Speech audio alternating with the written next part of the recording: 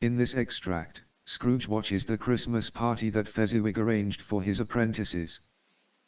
In came a fiddler with a music book, and went up to the lofty desk, and made an orchestra of it, and tuned like 50 stomachaches. In came Mrs. Fezziwig, one vast substantial smile. In came the 3 Miss Fezziwigs, beaming and lovable. In came the 6 young followers whose hearts they broke. In came all the young men and women employed in the business. In came the housemaid, with her cousin, the baker.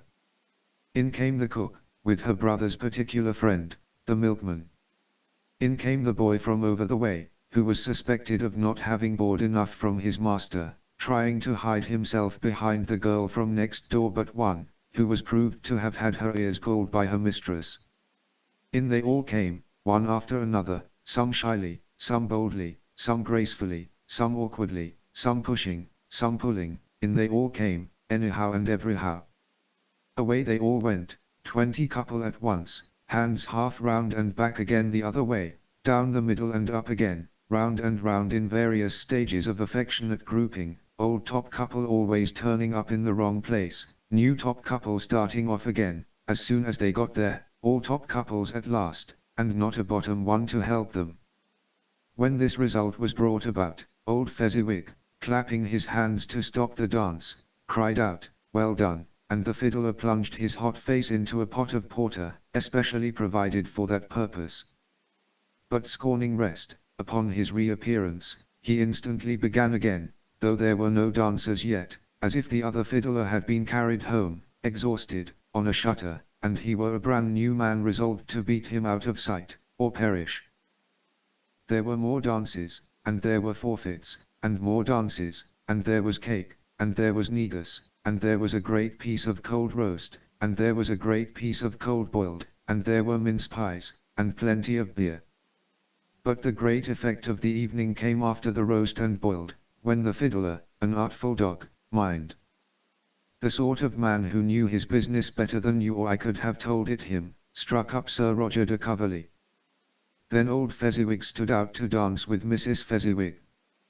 Top couple too, with a good stiff piece of work cut out for them, 3 or 4 and 20 pair of partners, people who were not to be trifled with, people who would dance, and had no notion of walking. But if they had been twice as many 4 times old Fezziwig would have been a match for them, and so would Mrs. Fezziwig. As to her, she was worthy to be his partner in every sense of the term. If that's not high praise, tell me higher, and I'll use it. A positive light appeared to issue from Fezziwig's calves. They shone in every part of the dance like moons. You couldn't have predicted, at any given time, what would have become of them next. And when old Fezziwig and Mrs. Fezziwig had gone all through the dance, advance and retire, both hands to your partner, bow and curtsy, corkscrew, thread the needle, and back again to your place, Fezziwig cut so deftly, that he appeared to wink with his legs, and came upon his feet again without a stagger. When the clock struck 11, this domestic ball broke up. Mr. and Mrs. Fezziwig took their stations, one on either side of the door, and shaking hands with every person individually as he or she went out, wished him or her a Merry Christmas. When everybody had retired but the 2 prentices, they did the same to them, and thus the cheerful voices died away, and the lads were left to their beds, which were under a counter in the back shop. During the whole of this time, Scrooge had acted like a man out of his wits.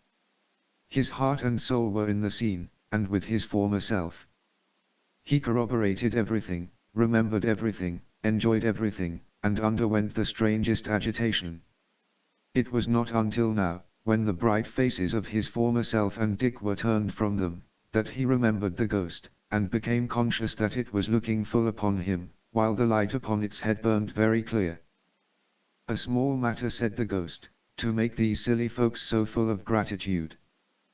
"Small," echoed Scrooge. The spirit signed to him to listen to the 2 apprentices, who were pouring out their hearts in praise of Fezziwig, and when he had done so, said, "Why, is it not? He has spent but a few pounds of your mortal money, 3 or 4 perhaps. Is that so much that he deserves this praise?" "It isn't that," said Scrooge, heated by the remark, and speaking unconsciously like his former, not his latter, self. It isn't that, Spirit. He has the power to render us happy or unhappy, to make our service light or burdensome, a pleasure or a toil. Say that his power lies in words and looks, in things so slight and insignificant that it is impossible to add and count them up, what then? The happiness he gives, is quite as great as if it cost a fortune. He felt the spirit's glance, and stopped. What is the matter? Asked the ghost. Nothing in particular, said Scrooge. Something, I think, the ghost insisted. No, said Scrooge, no, I should like to be able to say a word or two to my clerk just now. That's all. In this extract, the ghost shows Scrooge his ex-fiancée Belle, who explains that Scrooge has replaced her with a golden idol. He was not alone, but sat by the side of a fair young girl in a morning dress, in whose eyes there were tears, which sparkled in the light that shone out of the ghost of Christmas past. It matters little, she said, softly. To you, very little. Another idol has displaced me, and if it can cheer and comfort you in time to come, as I would have tried to do, I have no just cause to grieve. What idol has displaced you? He rejoined. A golden one. This is the even-handed dealing of the world, he said. There is nothing on which it is so hard as poverty, and there is nothing it professes to condemn with such severity as the pursuit of wealth. You fear the world too much, she answered, gently. All your other hopes have merged into the hope of being beyond the chance of its sordid reproach. I have seen your nobler aspirations fall off one by one, until the master passion, gain, engrosses you. Have I not? What then? He retorted. Even if I have grown so much wiser, what then? I am not changed towards you. She shook her head. Oh my. Our contract is an old one. It was made when we were both poor and content to be so, until, in good season, we could improve our worldly fortune by our patient industry. You are changed. When it was made, you were another man.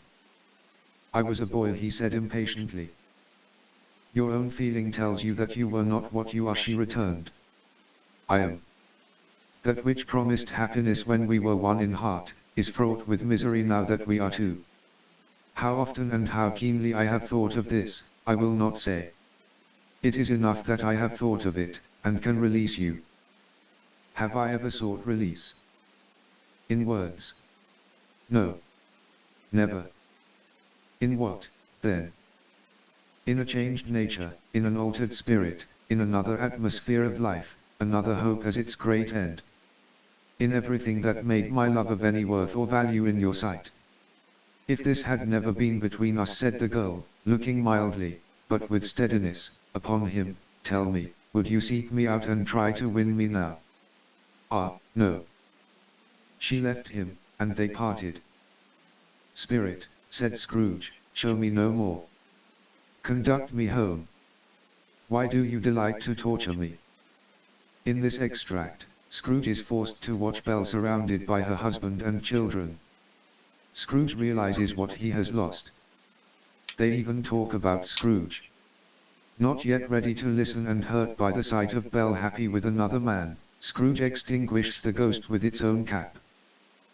They were in another scene and place, a room, not very large or handsome, but full of comfort. Near to the winter fire sat a beautiful young girl, so like that last that Scrooge believed it was the same, until he saw her, now a comely matron, sitting opposite her daughter.